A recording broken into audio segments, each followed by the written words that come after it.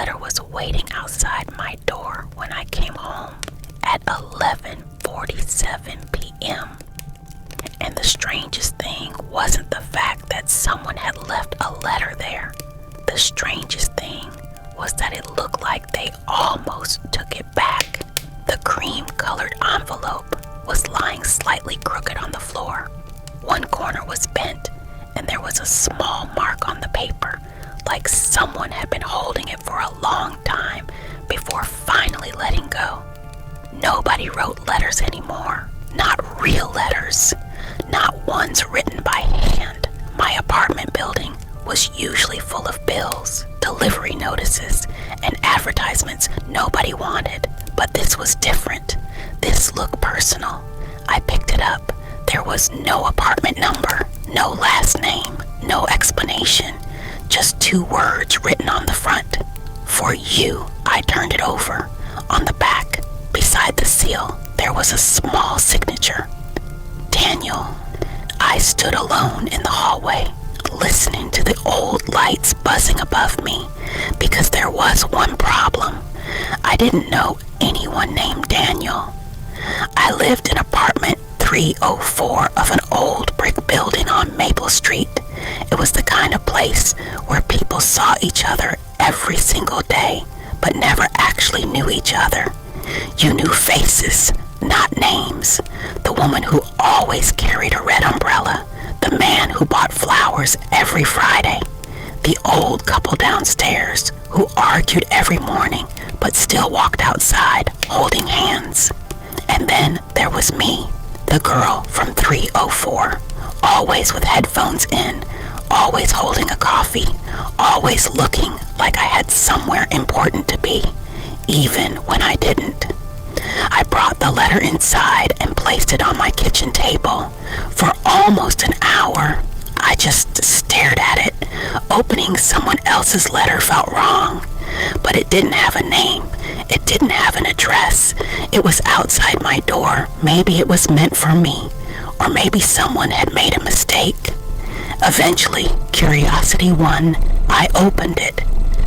The handwriting was beautiful, not perfect. Some words were crossed out, some sentences rewritten, like whoever wrote it had spent hours trying to say everything exactly right.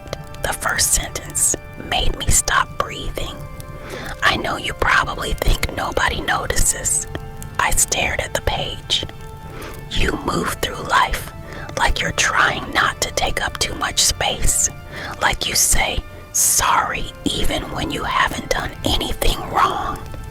My fingers tighten around the paper, but someone does notice. I stopped reading because suddenly my quiet apartment felt a little less empty and a little more terrifying, because whoever Daniel was, he was describing me.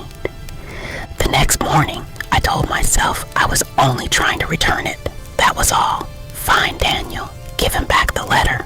Forget this ever happened.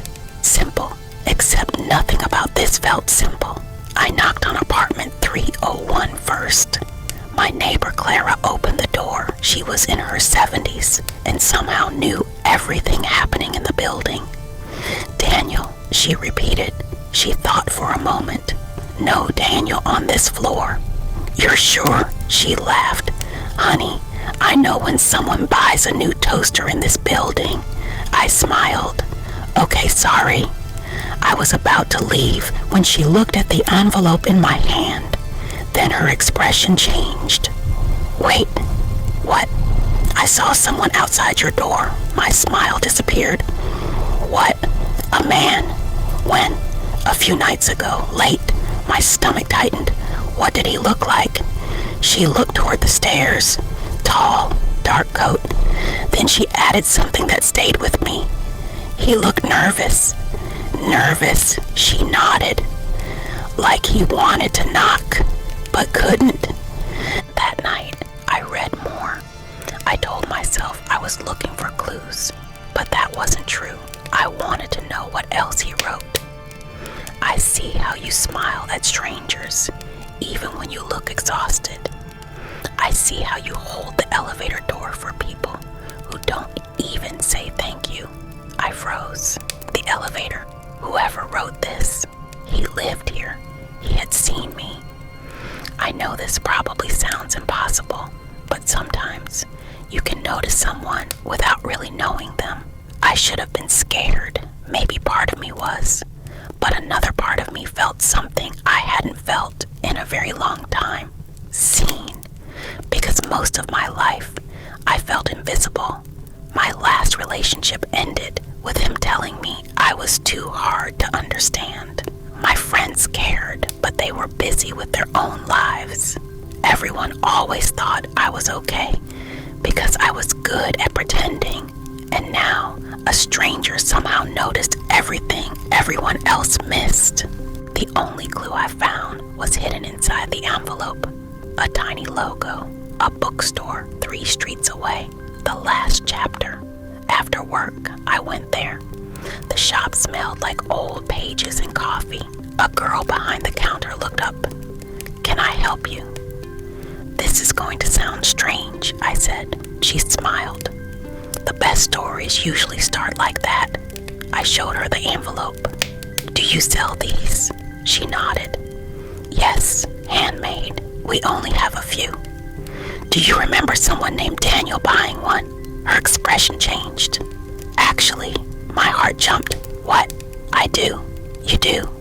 "Because he came back 3 times." 3, she nodded. "He bought one, left, came back for another, then another." "Why?" She smiled softly. "He said he kept ruining the letter." I looked down at the paper in my hands. He rewrote it again and again for someone who mattered. For the next week, Daniel became my mystery. I asked everyone, every floor, every neighbor, but every answer only gave me another question. Someone remembered a Daniel who loved photography. Someone said he was quiet. Someone said he moved away. I hated how much those words bothered me, because by then I had finished the letter, and I couldn't forget the ending.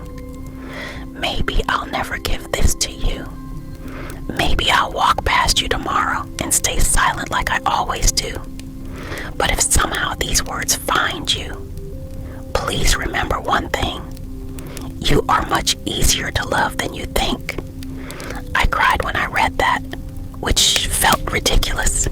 Crying over a letter from a stranger who probably wasn't even writing to me. A few days later, the elevator broke, so I took the stairs, and that's when everything changed. On the 4th floor, I noticed something stuck near the old notice board, a photograph. I picked it up. It showed our building entrance at night, snow falling, warm yellow lights glowing in the windows. It was beautiful. I turned it over and saw 2 words, Daniel Carter. My heart stopped. Daniel. Apartment 405 was right beside me, 1 floor above mine. I knocked. Nobody answered. Then the neighbor across the hall opened his door. "Can I help you?" I swallowed. "Did someone named Daniel live here?" His face changed. "Yes." My heart started racing. "Do you know where he went?" He looked at the envelope in my hand, then at me, and suddenly he smiled. "Oh, what? You're her." I froze. "What do you mean?" "You're the girl from the elevator." Daniel Carter had lived 1 floor above me for 2 years. 2 years. We had shared the elevator 43 times. He counted, not because he was strange, because he was a writer, a photographer, someone who noticed little moments other people ignored. "He wanted to talk to you," his neighbor said, "but he was shy." I looked at the letter. "No." "What?" "This letter wasn't for me." The old man smiled. "Yes, Mia." My entire body went still. "You know my name?" "Daniel knew your name." "How?" "You dropped your mail once. He picked it up." I looked down. "For you. No apartment number. No mistake. It was mine. It had always been mine." "Why didn't he just knock?" I whispered. The man looked away. "Because he was leaving. Leaving. He got got a photography job overseas. When, last week, I almost laughed, not because it was funny, because it was unbelievable. He spent years trying to find the courage to talk to me, and I spent a week searching for someone who had been right above me the whole time. We missed each other. Almost. Then the old man opened a drawer. But he left something. He handed me another envelope. He told me to give you this. When he smiled, if you ever came looking. The second letter was shorter, only a few lines. Mia, if you're reading this, somehow you found me, which means you were braver than I ever was. I don't know if this is the beginning of something or just a strange story we'll remember someday, but I would really like to find out. At the bottom was a phone number and one last sentence. Maybe this time I'll be the one waiting. 3 days later, Daniel received a message thousands of miles away from an unknown number. It said, 43 elevator rides and you couldn't even say hello. A minute passed, then my phone lit up. I was working on it. I smiled and typed, you owe me coffee. Some people enter your life loudly. Some arrive like storms, but sometimes someone walks beside you quietly for years, waiting for the right moment, and sometimes the wrong apartment is exactly the right one.